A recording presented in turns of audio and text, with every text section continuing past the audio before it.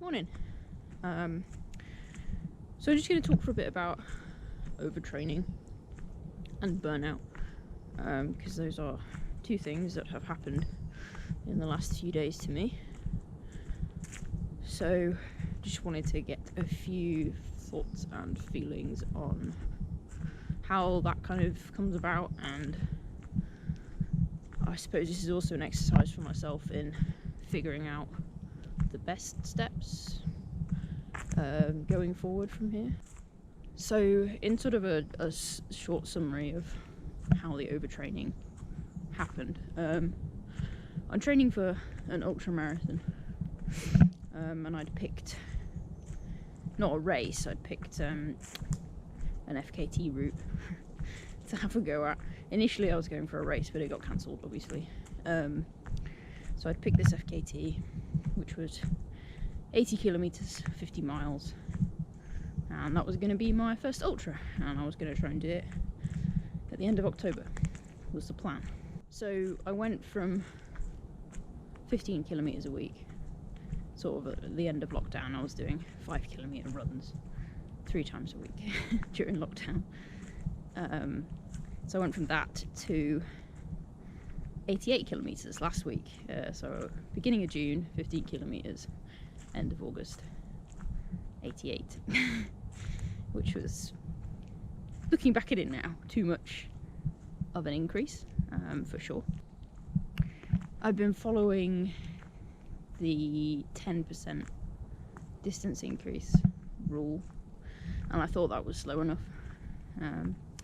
Turns out it's not if you're starting from scratch, as I was, I guess. So distance increase was too much, I think, in too short space of time. That's the main thing. I think another issue was just sort of lack of experience with that amount of running. I've been running for 14 years in various forms, but never that amount of running in one go. I think I just wasn't really ready for just the amount of running you do in a week when you're training for something like this. It's a lot. It's a lot, and I hadn't really mentally prepared for that, I think. Part of the other issue I think I was running into is I'm used to kind of having a lot of different hobbies, and I have a lot of interests. When you're running that amount of distance, you don't have time, and you don't really have the energy for other things, or at least a lot of other things, between the running, trying to do writing for my website, and making videos, I suppose, and then cooking, cleaning and whatnot. You just run out of time to do other things, and it's not like I even have the strength to go and do other stuff that I want to do at the minute, which makes sense, because when you're training for an ultra, you have to give stuff up. You have to stop doing things. You have to just focus on the running, and I wasn't really ready to do that at all, I don't think. I have no idea how people would balance this around an actual job. I am unemployed right now, of my own choosing. My job unfortunately ended up giving me PTSD, which might be something to talk about another time. So I quit my job back in February, and I decided I'd take 6 months out to work on my mental health and stop having panic attacks every day. Try and be a functioning human being. So I don't have a job, so I have the time luxury, because I'm doing like work for myself. I'm not earning money, but I'm doing loads of writing and stuff. So I'm doing things for myself, but I have the time luxury of organising my training how I want. But even with that time luxury, I've still run into these problems. So I don't know how people fit this around a normal job. I have a lot of admiration for people who do. So I wasn't ready for the distance increase. I wasn't ready for giving up everything else I like doing. And I just haven't really structured my training properly. Like, I think I had a couple of weeks before last week where I didn't really rest properly. I hadn't factored rest in effectively at all, which is obviously problematic. It's just inexperience, I think, is the issue here, one of the issues. So that has not helped me either. So on Tuesday I went out for a 15-kilometer run, which was the kind of first run of my week. I'd had a rest day on Monday, like a proper rest day. Eaten loads, done everything right on that day, but doing everything right on one day isn't enough when it comes to this kind of training. So I'd gone out for my run. I felt low for basically the whole run, which is unusual, and I got back and just felt trash. Felt awful. Physically, muscles and everything, fine. I've been having no problems with recovery in terms of my muscles. I've had no DOMs, even after long runs. My muscles recover frighteningly quickly, but the rest of, I just felt drained. There was just like nothing in me. And yesterday, when I woke up, I felt absolute garbage. We normally go for a hike on Wednesdays at the minute, and I just didn't want to. I had no motivation to do anything. I just wanted to lie on the floor and cry and eat shit food.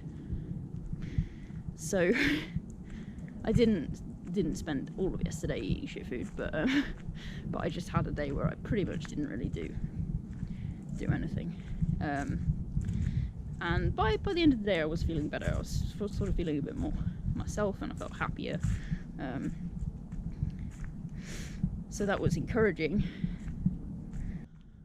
So now that I've kind of had a think about it over the last couple of days, and I've identified that I had ramped up my distance too quickly, that I wasn't ready for the monotony, I suppose, of only doing one activity, only doing running. My lack of experience with managing training at that kind of running volume. Those things, now I've sort of identified those problems, I can think about what to do going forward. So first things first, I'm obviously not going to be doing this FKT at the end of October. That's just be really silly to go ahead with that, I think. And I need to decide on, I think I need to have a goal, I need to have a target that I want to aim for, but it needs to be further away. So I'm going to drop down to 50 kilometers a week, I think. Probably still going to do a long run, and then maybe a speed work session and a couple of 10 kilometers or something. Like 50 kilometers is quite a manageable distance. I found that when I was at that kind of distance range earlier in the training block, that was okay. I was getting on all right with that. So I'm going to go down to 50 kilometers and just take it easy. Not really put any pressure on myself. If I don't do 50 kilometers in a week, then I'm not going to get stressed about it. And just allow myself a bit of headspace to do some bouldering and maybe do a little bit of parkour each week, kind of thing. Just throw other things in there that break it up a bit, and help me enjoy exercise, I suppose. When you've got goals and pressures on yourself, it can be difficult to enjoy stuff because you feel like you have to succeed at this thing.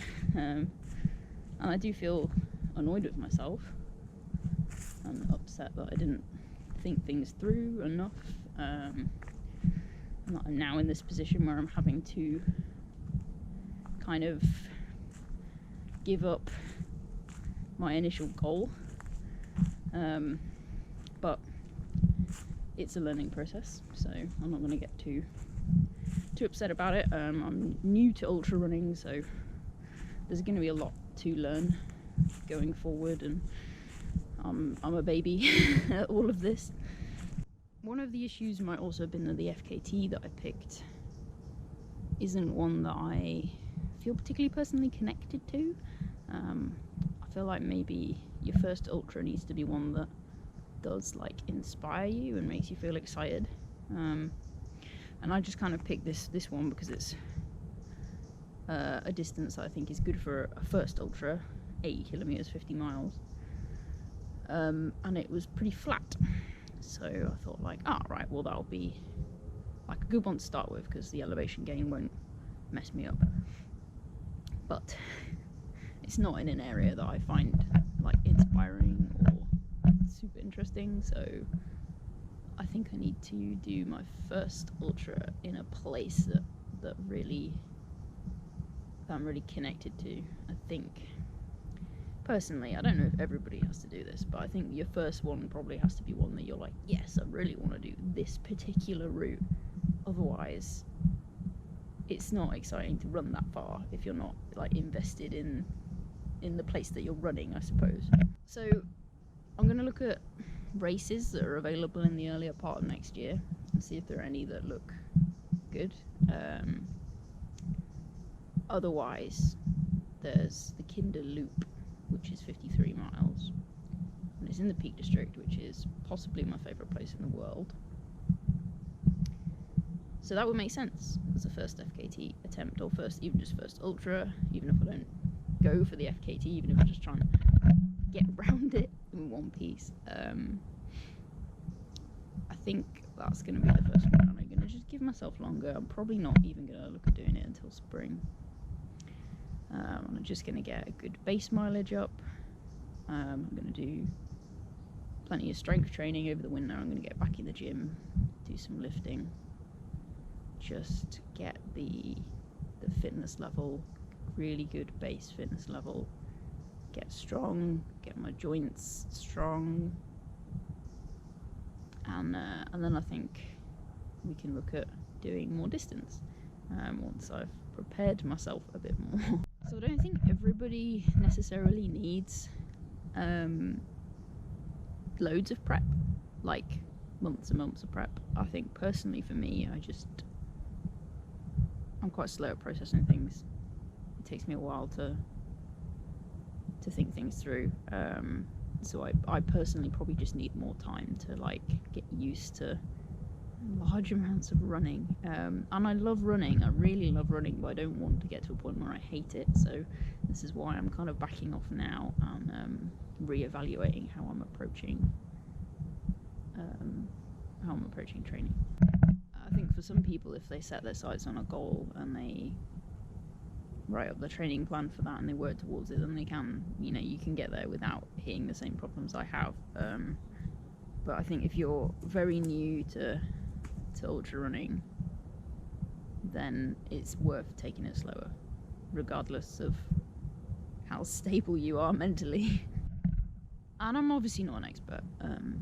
I've not been doing this kind of running volume for very long, so there's a lot of things I haven't even encountered, problems that haven't surfaced yet, that probably will in the future.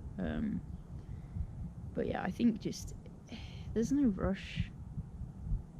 I'm 26. I'm not in a hurry. I don't know why I was trying to like barrel towards doing this at the end of October. It's just I think I set myself expectations that are usually too high. I do this a lot, and then proceed to be unrealistic about meeting those expectations. So in a sense, it's good that this has happened, because it's made me stop and think and slow down and reevaluate my approach to training and just exercise in general. But I think I've got an idea of what I need to do next. It's frustrating. Like, I'm frustrated, I'm annoyed with myself, but I've learned things, which is the most important thing. I think if you can figure out why something went wrong and learn from it, then that's the important thing, isn't it? So I'm just going to try and take it easier for a bit. in terms of channel content, it's probably going to just not really be any different for a while. Initially there was going to be a gap in stuff like wild camping while I dialed up my running distance to kind of 100 kilometers a week. So there was going to be like a month and a half of no wild camping basically. But if I'm going back down to 50 kilometers a week, then I can entertain the notion of putting some of that back into the schedule. I've got to the point where I've forgotten what points I've made and what points I haven't made. So probably going to wrap up here. So yeah, summary. I ramped up my distance too quickly in too short a space of time. I wasn't prepared to give up other hobbies for running, and just lack of experience seems to have led to me overtraining and hitting burnout. So I'm going to take some more time to work on those things, because I do want to do ultras. I really want to do ultras. Just need to take some time to work out how best to get there. So this video has probably been a bit rambly, but I just wanted to, I don't know, talk about overtraining and how that's sort of affected me personally and the problems that have arisen because of it. And I don't know, maybe some of the things that have happened to me might resonate with people, or if you are currently at a point where you're at risk of overtraining, maybe it will help you realise that you're about to hit that point, or whatever. So yeah, I hope it's useful in some way, I guess. So this channel is kind of general outdoor content, I suppose. So I do wild camping, wild swimming, running. I want to do some more bouldering and outdoor bouldering and stuff going forward. So if that's the kind of thing that you're interested in, it's not a super niche channel. There's probably too many things going on here for some people,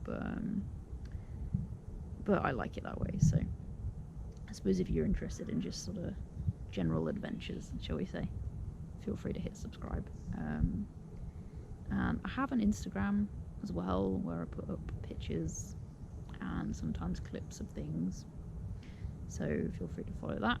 And there's also a Facebook page where I just share links to the videos and stuff from my website. And I have a website where I currently is mostly write-ups of hiking routes. So I have a little route map and I just do a little write-up of how the route went, so they kind of go in tandem with the hiking videos. Just sort of, so there's like a route map for people to look at, I suppose. And I do gear reviews on there, and there'll be all kinds of things on the website as well, but I'm still building that content up. So yeah, if you're interested in any of those, then feel free to go follow, like, read stuff, and I'll catch you next time.